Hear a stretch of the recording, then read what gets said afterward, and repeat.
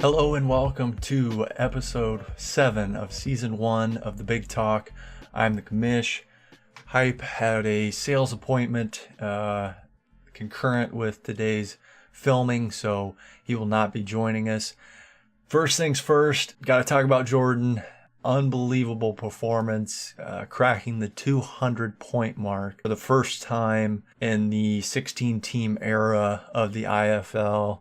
Congratulations, Jordan, on that insane performance. Definitely going to have to talk to him on the big hotline. Interestingly, if you look at the standings right now, there are no 4-4 teams. So 2-game gap there between the upper half of the league and the bottom half of the league. If you look at some of these 3-5 teams, there's 6 of them.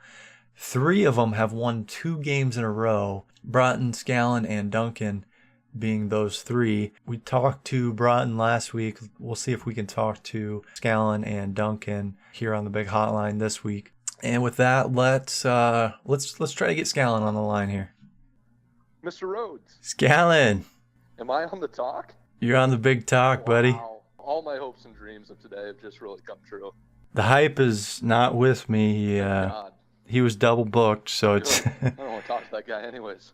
He won 2 games in a row here in the IFL. Yeah, I mean, I feel good. You know, what I'm really striving for is really to not get last place. I don't want to take the dare that's out there and give someone the opportunity of making me feel dumb. So I'm pretty excited right now. Big win over Curtis this week, who was 6-1. Yeah, it was scary there last night as I'm watching the scores come in, and you know, he gets to being about a couple points away, and Patriots have it fully in hand, and I'm just hoping that they're not going to get another field goal or another big rush, but we held out. Brady next week, who's 2-6. Yeah, he's lost 4 in a row. Oh, You've got a few buys to deal with, 5 buys to deal with, in fact. But you know what? What Big Brett told me last week is you really just got to bench your starters sometime. And it's gotten to the point where they need a break and showcase the younger talent that's on the team to get their butts in gear for the rest of the year. So I'm really excited for this upcoming week, and it really looks promising. So that's interesting. So you're not necessarily saying that you just dismissed Big Brett's advice. You were just going to hold off a week. Yeah, I mean, after having a few White Russians, I finally figured out that what Big Brett had to say was absolutely right. And especially last night, as I was having a few, and as the nerves were coming to me on if I was going to lose or not, I had an epiphany that he was absolutely right, and I can't wait for his advice this week. So you're not scared of Brady. You're thinking your Scallon Express is going to go to 4-5. Yeah, I mean, we're going to go right down Scottsdale and into Tempe, and it's not going to be a problem. He doesn't have a chance against the Express. And it really just comes down to Brady just not making great decisions. Prime example of this is him just not moving back to Iowa yet. It makes no sense to any of us for why he's still there. And maybe someday he'll see the light, but he still hasn't. The same thing holds true with his fantasy football team. Maybe, his fantasy success, if he ever wants to return to his former glory, it could very well coincide with his geographical location. 100%. Couldn't agree more. All right, Scallon. Appreciate you joining us here on the big hotline. Hey, absolutely. Hopefully. Tell Big Brett hi for me, and I can't wait for his drink of the week this week. The White Russian was fantastic. I hope he has a whiskey drink coming for me this week. All right, I'll pass that along. Thanks, Scallon. Hey, thanks, Zach. On to Duncan. Your call has been forwarded to an automatic voice message. Man, we have been shut down by Duncan 137 all season long. Hard man to get a hold of. That's all right. He's 3-5 playing Drew this week, who's 5-3. Pretty crucial matchup for him. All right, so all that's left now is to talk to the man, the myth, the legend, Jord. and see how he's feeling after that performance. Yo, what's up? Jordan, you're on the big hotline with the Commish. Oh, man. It's like music to my ears, man. We're like, surely we can't go to Jordan back-to-back weeks. There's other guys in the league. We gotta spread the ball around, but 202 points. I mean, we had to at least get a quick reaction from you on that. Yeah, actually with that 202 points, it's crazy. I was kind of disappointed. I just wanted to take out Brady's old team, too, just straight up. I know I only had 12 players that year, but would have been nice to take him straight up because I actually had a pretty disappointing day from Robert Woods. How was the team feeling after that output? I mean, I got off the phone and I talked to Gurley and I said, hey, what happened there at the end zone at the end? And he was like, I had to put the team on my back and just win it. And, I said, I could have used the 6 points, but you probably knew I already had it won, knowing the squad. And he's like, yeah, I saw what Mixon and Boyd did in the early game just to make sure you're doing well. I mean, at one point, I only had 2 players playing, and I was only like 40 points behind Jesse having his entire team. Gurley knew he didn't need to score at the end. It had nothing to do with actually the Rams. It had everything to do with bows and hoes. You got Gurley, Mixon, Boyd, and Mack. They scored 120 points, just the 4 of them, which I think would have beaten 6 other teams this week. Oh, I mean, that's ridiculous, man. Yeah, it sounds about right. My boy Boyd is kind of going off. Jesse and I had some trade talks earlier in the year about Boyd's for Sanders. And it's just kind of glad I kind of stuck with my gut thinking Boyd's going to be good. And the crazy thing is I can't lose if I wanted to with the A.J. Green injury coming out. Sounds like Tyler Boyd's going to even be worth more next week. How can your team get better? That helps. And then, I don't know, man. The quarterback position. I mean, CJ is CJ. I understand, but I got Matthew Stafford over here just sitting on my bench. That's true. I'm kind of trying to figure it out. You know who I was thinking? Knowing the rest of my team, they could definitely rally around that Hill for New Orleans. I think he plays about 4 downs, but he gets a touchdown every now and then. I mean, I wouldn't do that because next thing you know, Breeze will be, he's got his foot in a boot, and in my mind, the only danger of that, new record being broken is your team doing it again later this season. I know. I look at it and I think, man, sky's the limit. The whole Nick Chubb thing's working out. Marlon Mack is finally panning out. So, I mean, like I said, I've gotten pretty lucky in a sense, but I wanted to start running back heavy for sure because I think Jesse said it in the hangout. I gave up 2 number 1 running backs, and I still have 4 on my team. As Dr. Disrespect says, you're at the top of the mountain, but you're really only halfway up. Yeah, I hope that's true for sure. I think if I've looked into the past, I got to keep working on getting better, though. I can't get complacent. So I might have a team name change here pretty soon. I don't know. Yeah, that's usually what happens. That's what Big Brett says is important. Really just work on getting better and not being complacent. Appreciate your time joining us this week. Who knows? Maybe we'll be talking to you again next week. Sounds good. I'll be planning on it. All right, and it's time now for everyone's favorite segment of the week. Big Brett, how's it going, man? Hey, it's Hype and the Commish, huh? Just the Commish on this end. Just the Commish. Hype, it was double booked, I guess. He was. Well. Either that or he's avoiding his He was. 2 losses in a row. He was. Well, looky who I found. Looky what I found. I got the Hype with me this week. Not double booked after all, huh? Well, it's just, whatever, I guess. Laying low, Fitzgerald, Fitzmagic, until he's back. Hype's just a half hype. I don't pay attention to the league as much as I once did, but I tuned in this morning, and apparently I lost or something. I don't know. So Scallon Express, let's talk about him. I just talked on Big Hotline with him. A couple of interesting notes from him. So he didn't bench his starters as you advised him this week, but he's actually going to do that in this following week here. He's got about 4 or 5 buys to contend with, so he's going to be taking your advice a week later. Makes perfect sense. I'm guessing the threat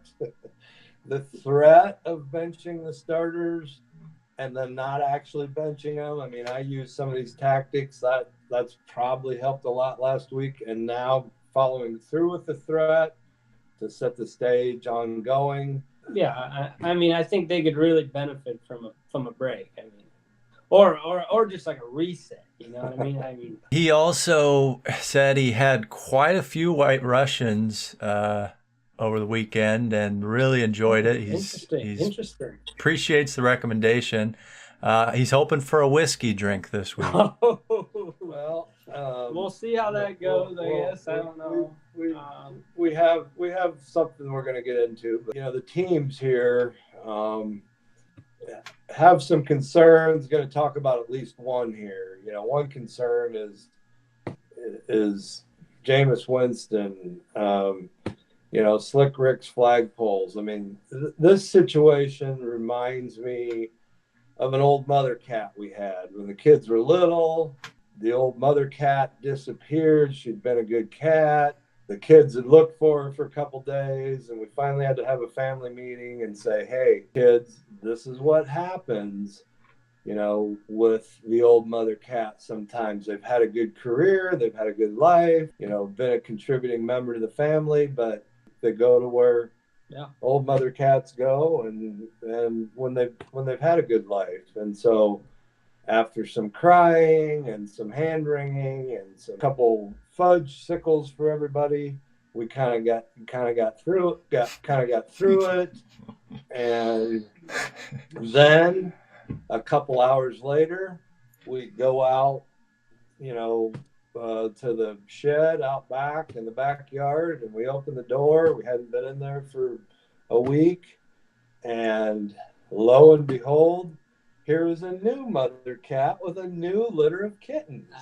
I'll be there. I mean, it's exactly what the family needed. It's exactly what everybody was looking for. I mean, you've got new hope, new players, new talent.